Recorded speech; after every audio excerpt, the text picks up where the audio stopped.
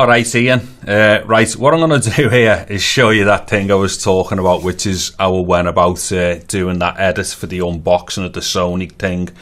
And also, hopefully, it'll show you like how cool this program is that I use, which is called Edius by Grass Valley. And basically, you know, in my world, this is the best NLE ever. And quite specifically for one function that it does, which I've never found it quite matched by any of the other NLEs, and that's this function called Layouter. And also, if you like to get your hands dirty and get in there and start applying keyframes all over the place and such, it's, you know, in my experience, again, it's kind of like the best way of doing all that stuff. Aside from the fact that it also handles codecs amazingly well, is probably the best NLE ever for the use of CPU against GPU for doing a lot of like its main kind of like cutting stuff and that.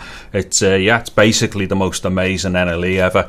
Anyway, I'm not saying, you know, to jump straight from it and, you know, or straight over to it, but this gives you an idea of like, you know, what it's capable of doing. And just bear in mind, I'm on like a 4 or 5 year old system here with only like an i7 and 8 gig of RAM. Okay, so what I'll do, I'll kind of just paste myself through the main timeline here, and then I'll kind of reference to where all the bits are for it and how I went about doing it. Okay, so on the intro here, right, so that intro lasts for like that long there. And as you're looking at this, you'll probably read that as being, say, one piece of media. But what it is, that's actually a sequence. So for the vast majority of this particular edit, I'm using a fair number of sequences, which is what these tabs are. So these tabs here in Edius are different sequences within inside one project. So what I'm doing is basically building up my main edit from a number of subsequent sequences. And the reason why I'm using the sequences is, well, I'll get into that as I show you what I'm going through here, because it's basically the only way of doing certain, like, you know, edits that I've done within here. So anyway, so if I go into sequence 2, what we'll see here, let me just drop the timeline down. This is just a very straightforward kind of like, you know, cut thing with bits of dissolves in and such.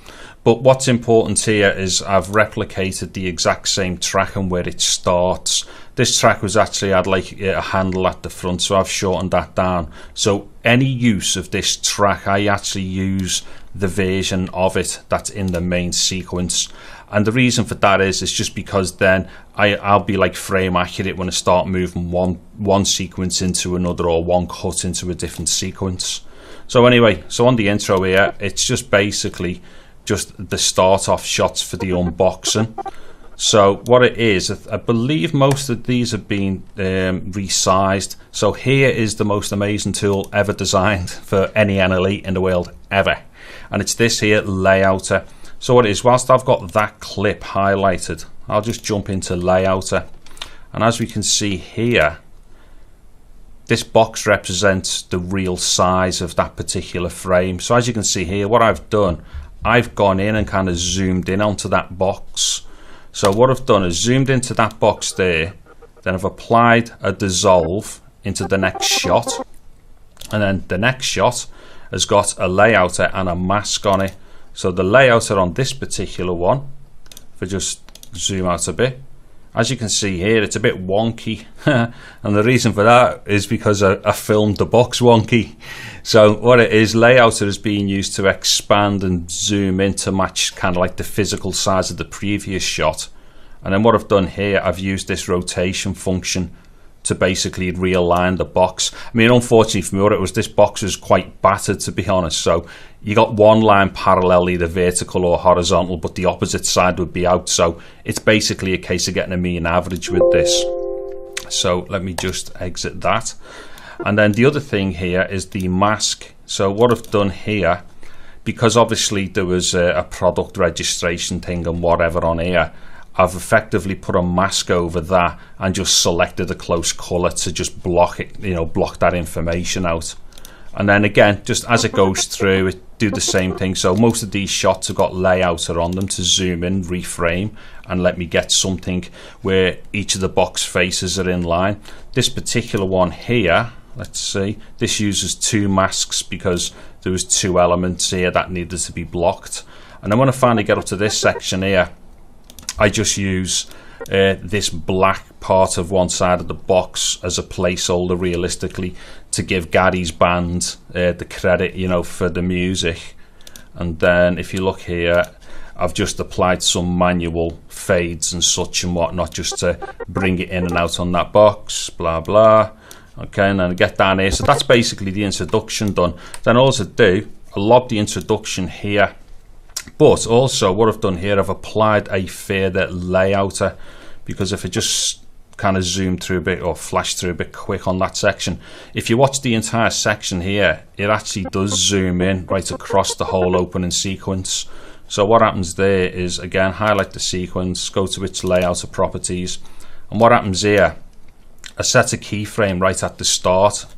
Let me just show you the boundary box. So as you can see here, I've just reframed slightly at the start, and then as it plays through, there's various like little, actually these are timeline markers. These little orange things here are timeline markers, which are just residual markers that I'd originally started off with on the timeline that I didn't delete. But then as it gets up to here, I've set a different endpoint. So slowly, that's like zooming across that entire range for the opening sequence. Okay, so that's the opening sequence sorted, and we're only 2 hours in. Right. So basically what happens then, we get to this section here, and that's just me doing that simple, you know, kind of unbox part. To be honest though, here was a bit of a problem, because what happens is the box has to be flipped upside down so that the bits inside are orientated the right way. So this is the one part of the edit where I have problems with, because it just felt clunky when the box had turned round and all that. But you know, you can't have it all your own way. And then again in there's a layouter assigned to that as well. Like I say, layouter is virtually on everything here. So we'll get past that bit, and then we get into just like that synchronized bit where things are like where I'm putting my hand in and taking the bits out. And as we can see here, we've got these orange markers, or red, whatever they are, on the timeline. Now what it is, these are the way Edius does its track markers. And literally all I do here, in fact, let me just try this now. If you watch this now, as I play it through, I'm just going to hit the V marker, or the V button on the keyboard.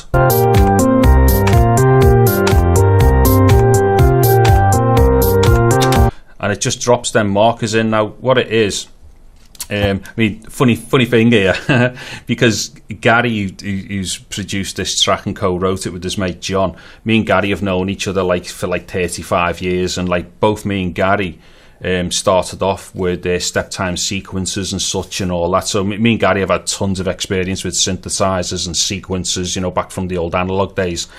And what I've done here is typically the way I would build up a drum pattern, you know, back in the day and all the rest of it. So literally these like timeline markers are just being used for me to drop in like little points for me to go back in and refine for the kick drum in the track to start, or anything as far as the rhythm is concerned. Because later on I use the offset on the snare to use for, like, you know, me synced edits and stuff. But anyway, yeah, so those little markers there just help me to first kind of like find, you know, where to put the edits for the kick drum, and then I'll refine that within a frame or two. So again, it just does what it's doing there. Just out of it.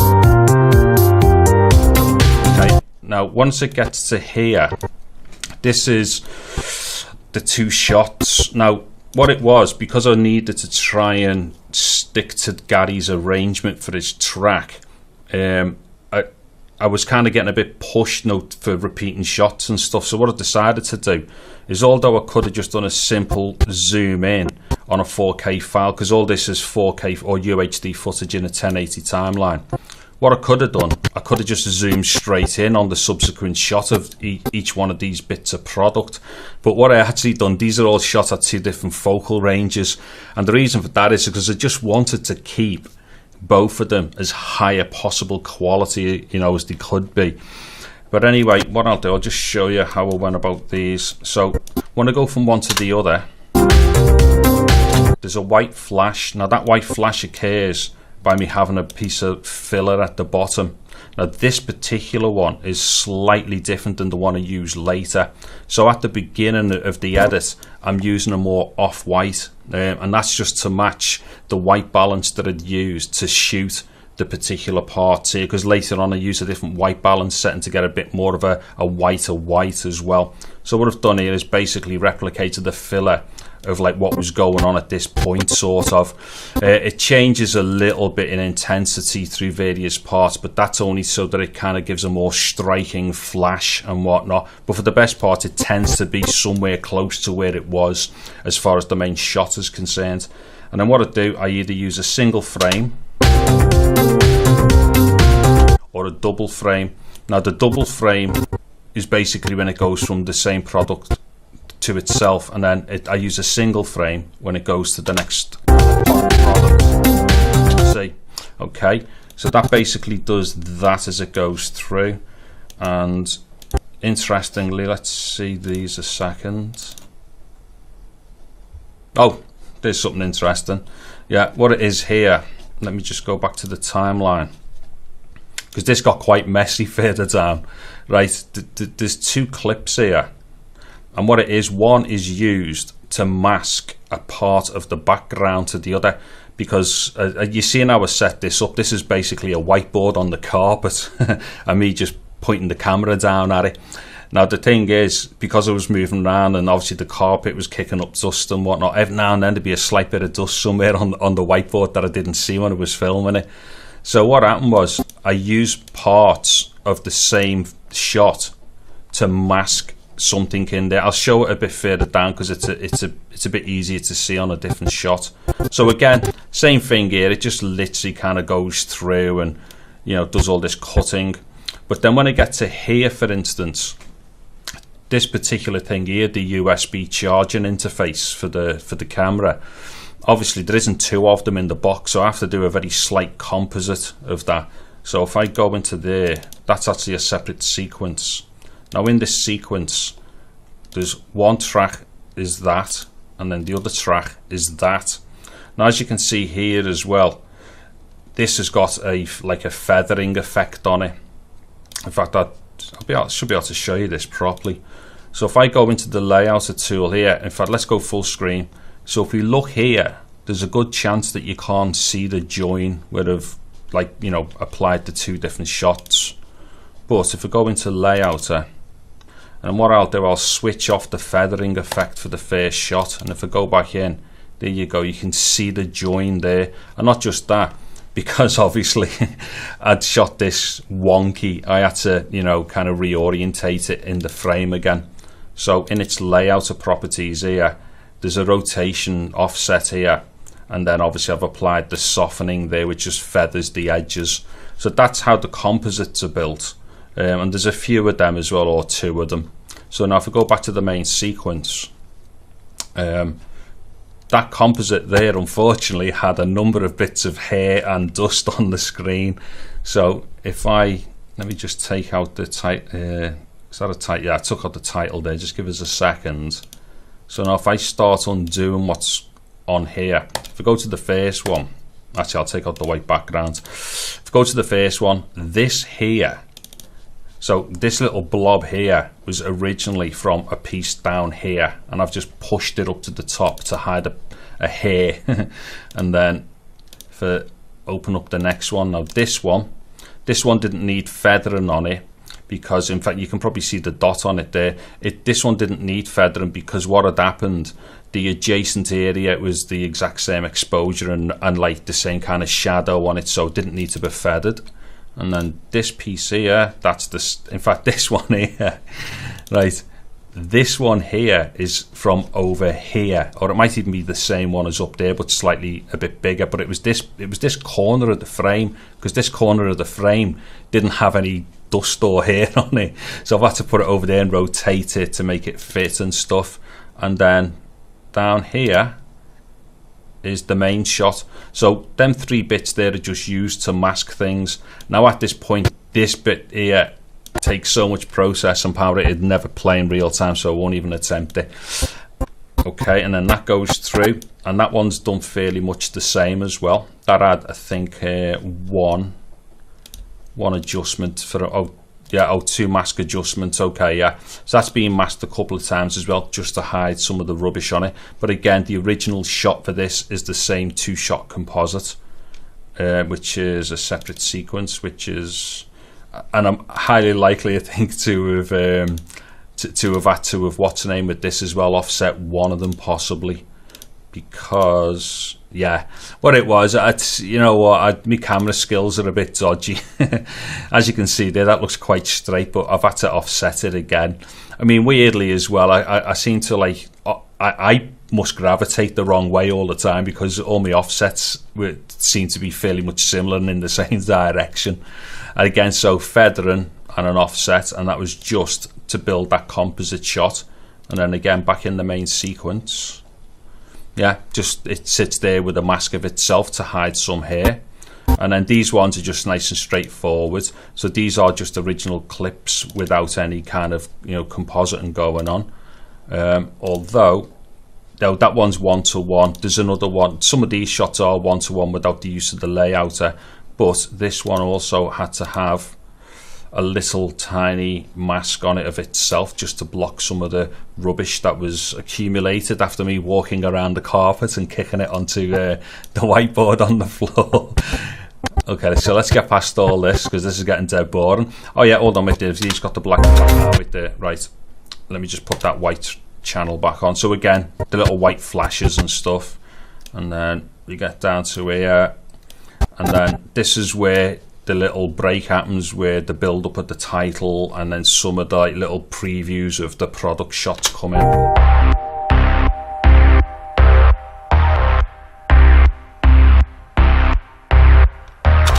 Okay, and they're fairly much just straight cuts, but most of these cuts will have had layouter applied to them. As we can see there, you can see the edge of the layouter expanded. So that was just for me to get a little bit more of a tighter frame on things as well. Also, the titles themselves are effectively built up from 2. So the main title just says Sony, and then the second title says A7 Mark III. Now what I do here as well, you could have built this up maybe without whatever that is, like 10 or 12 different titles, but I kind of just use, again, layouter. So if you go back to here where I'm building up, in fact, if I start from the beginning, it's built up with the S. So if I go into the title, it does say Sony, as you can see there, but then on that particular title, I use layouter in crop mode to crop out the back end of the actual frame, so it only shows the S. And then that does the same thing. So I move the crop there, I move the crop there, move the crop there, and then on this part, then the second title here comes in. Same thing happens. I'm just opening up the title by using the crop filter in layouter, and then, like I say, that just all builds up over there. Then we get into here. I think I told you that this is the worst part of it, because I don't have anything like a turntable. I had to manually rotate the the tripod, and it's only a friction head one really. It's definitely not a proper fluid head. So I had to do a few takes of this, but the thing is, what I'd done, I managed to do 2 kind of 180 degrees and fudge them together to be a complete circle. So just let it play a sec.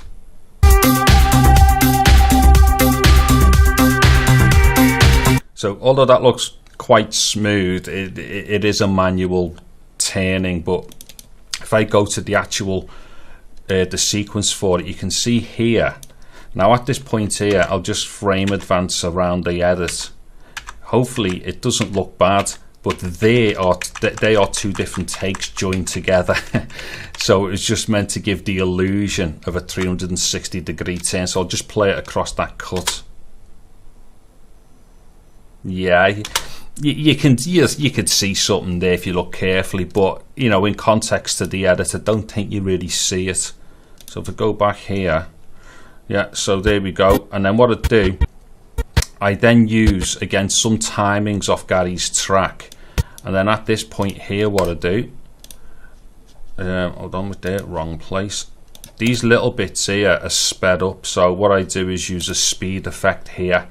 So I've massively sped it up just to give it a very quick turn. So let me just run it into that. Now the thing is that will stutter there because it did need to render. But what would normally happen if I play some of these things as well within Edius, if you play far enough ahead of them, Edius can sometimes get enough kind of look ahead information to be able to build up a preview that would actually smooth that out as it plays. But generally, you either just put up with it, you know, if you got no options, or what you can do is further drop the resolution just to get your timings right. That didn't really cause me too many issues because a lot of this was just done from feel, because I knew where my in and out points had to be, and I knew where the camera had to start and where it had to end. So to be honest, when that slowed down and went all stuttery, it didn't really affect me editing on that. And again, it just carries on along there. So that whole sequence is done just like that. Let's see what goes on here.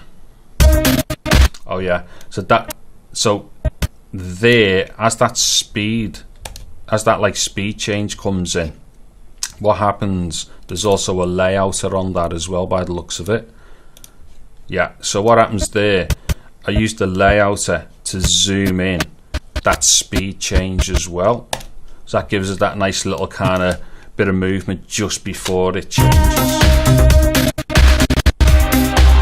So then that's just a very simple dissolve. And again, I've used another kind of white element as well to go down to. Then at this point here, this is just one side of the camera. And what I've done, let me just mute one of these. So it's the same angle of the camera, just you know, shot with the ports closed. And then there's a exact same one shot with the ports open, like that. And then what happens here, I use a dissolve, a manual dissolve there, just to, or a keyframe on the timeline, just in order to dissolve from one to the other. And this obviously gives the effect of them opening up. It's a bit cheesy, but I think it works. And then in the timeline, what I do, I just take that sequence, and then again with layouter, down here, I start off with the thing in the center. It's been reframed just to get it all centralized and stuff, and then it kind of zooms in a bit like that, and I think it then does a jump zoom. Yeah, so it jumps in quickly and then just carries on its way doing that. So again, a use of layouter. And then this one is fairly much the same thing. In the original edit, or the original composite, it's the exact same thing. Things open and closed, and then a dissolve in there. Obviously I've timed all these dissolves just to suit the tempo of the track and whatnot. But with this one, on the layouter, I've used it to effectively do a pan or a track movement. So it starts off there, and then the layouter is telling it to move across there, and then it does a quick jump there, and then does a little bit more of a zoom there as well. Okay, but also on that one, now this may not play real time. Oh, it did. Okay, cool. Right, as you can see there, we've got them little black flashes which are synchronized to that kind of like what is effectively a snare in Gary's track. I say, is it a snare? Hold on. Yeah, it's basically his snare in his set. But what I've done here, again, I just tapped in the rhythm using the V marker to put the timeline markers in. I then probably had to shift them around, maybe one frame and stuff, but it was to give me an idea of where the fill occurs with that snare. And then what I've done is quickly done very fast dissolves to black to give that nice effect of the little like flashy bit. Okay, and then here we hit some pretty straightforward stuff, I think. So these are just single shots, again, just using just using layouter to kind of give them a little bit of movement. So again, we'll have a quick look at this first one. So it starts like that and kind of zooms in nice and slow there, And then same thing very much for the rest. Oh yeah, this one's interesting. Right, let me go. Is that right? Unfortunately for this one, what I'd done, I'd rendered it out at 1080, so this is the only part of the entire edit that goes beyond the optical range for the zooming from 4K down to HD. Because like an idiot, I'd forgot to flip the project settings back to UHD when I did the render out. This is one where I didn't use any sequences. It was just easier for me to build a piece of media to do it.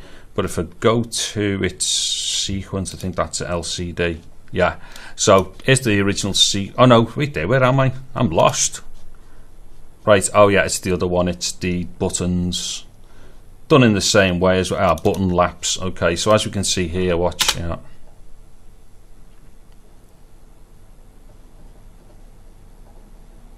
So that's basically just, it's effectively a very simple stop motion animation really.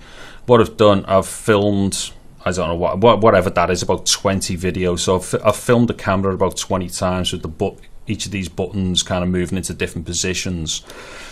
And then what I've done here is I think I've used 5, 1, 2, 3, 4. Yeah, I've used 5 frames of each part of each of the takes on the video to build up a bit of a stop motion animation thing there. Like I say, the only problem was when I rendered it out as a piece of media, I'd forgotten to turn the timeline back to UHD. So then I didn't lose any optical, any optical ability once I start applying the keyframe, applying layouter in the main edit. So when I go back here, as we can see, there's a zoom occurring over that little stop motion thing. But the problem is that zoom is being applied via layouter to a piece of media that was already 1080. I'm wonky. There's a surprise. Right, so what happens here, it does a zoom, and to be honest, it's quite considerable. That's probably 30% at the end. So that shot there, actually in the main edit, will have lost its optical resolution, unfortunately. But again, it doesn't hang around for too long, so maybe it's not really noticed. And then that's again just another layouter job here. I'll just show you that quickly. That one is actually, I think, using just the rotation. So what it is, I start off at a certain point there, and as we can see on the rotation, it's on 0. It's actually zoomed as well. I think it's only zoomed initially for the first frame, just so I can get a nice framing on it. And then what happens is, when it gets to the end, the rotation has been set to -4 degrees, just to give it that nice little tilty effect. In fact, for me personally, that's my favourite shot in the whole thing, because for some reason it reminds me of Thunderbird 2. Yeah, just check it out. It is Thunderbird 2 in my head, look. I know what it is. I've just worked it out. It's either the opening or the end credits on Thunderbirds.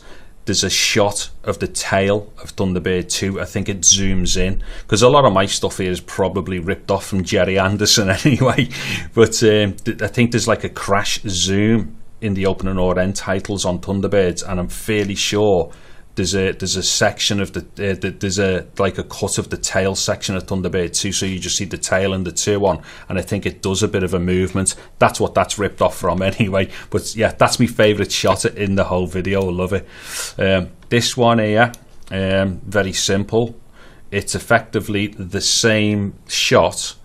It'll have a layouter on, I think, just to reframe. Yeah, so what I've done here, I've done a shot which is like the main body of the camera is in focus. Yeah, and then what I've done, I've took a second shot where the front of it is in focus, and what happens is it literally just fades from one to the other, and that's really just to try and give you the effect of a pull focus. Although when you do it this way, you do get a different look. It's like anything you do in post. It's never quite the same as for instance, if you use the layouter to emulate, say, a pan shot. It's never going to be panned the same way as it being done properly, because if you do it properly, you've got movement behind objects and stuff, which you'll never get, obviously, when you do a post one. But, you know, if you haven't got the equipment to do that in the first place and you're only doing it all on your own, then, you know, you have to kind of like go to these things and use these as best as possible. And then again, what I've done, there's another little like rhythm section here. So again, what I've done, just tapped in the rhythm and then applied some quick dissolves. But them dissolves, rather than earlier on I think they were going to white or black, these are now going between like the different sharp and unsharp elements. Okay, and then that gets to there, and then this is very much similar to earlier on, where I've just used a rotation.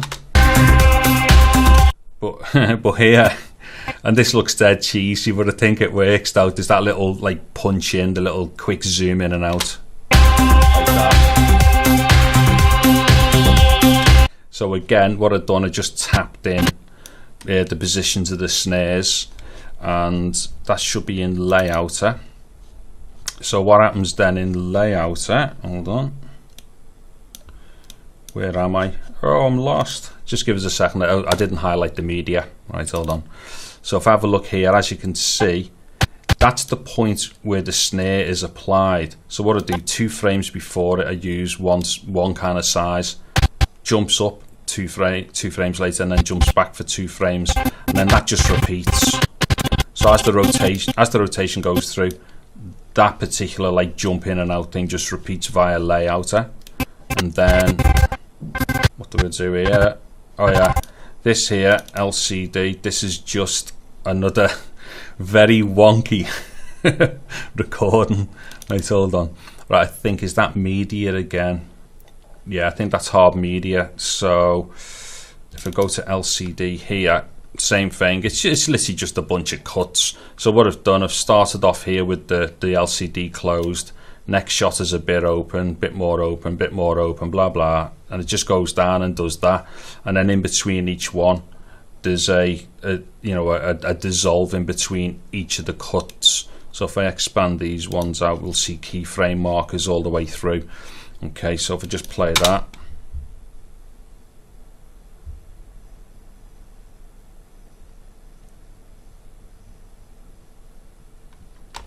Okay, and then in the timeline, I readjust the wonkiness. Yeah, I mean, I've readjusted the wonkiness of it, but also what I've done is then just applied like, you know, a bit more movements and stuff, because I think it kind of pulls in a bit. Yeah, so it has movements as well, again applied via the layouter tool. So again, if you just look at there, it starts off at one size, ends at another size and another location. Because the other problem here is because as I was doing these things, it's very difficult to kind of get a central point on some of the shots as well. Because it's, I mean, as a, for instance, with the framing of that, I mean, what you do, just center the eyepiece, you know, into the center line, or just center the body into the center line. So some of this was a little bit kind of like pushing and pulling and trying to find things, but for the best part, I think it's all right. Okay, and then what we do, we get to, oh yeah, these are just again sped up shots. But what I've done, I basically used 2 different versions of a spin of the camera, which kind of like they dissolve into each other to give a nice weird, like ephemeral effect type thing. And then what I did, again, I did that little trick I did earlier. I'm a one-trick pony, me. I used the same trick loads of times, so I did the same trick, but unfortunately this one was going to white. I tried going to black, but it was too distracting. So these ones go to white, but the problem is I think there's too much white in the frame for these white splashes to kind of poke through. They are there, and then, like I say, so that kind of goes between 2 different sped shots, and then eventually we get down to just a single credit line here for, like, you know, all of Gary and John's credits and stuff. And actually, oh yeah, Oh, what have I done? Oh, yeah. I've zoomed into the whiteboard for the background on this. I think I managed to find a piece of the whiteboard that didn't have any dust on to use as the backplate for the titles. And then the other thing as well, I wanted to make a point on this of saying shot entirely on a Sony FDR AX100, because in my opinion, it's the most underrated camera ever made, and obviously edited on Edius, because without Edius, this whole thing could not have been done.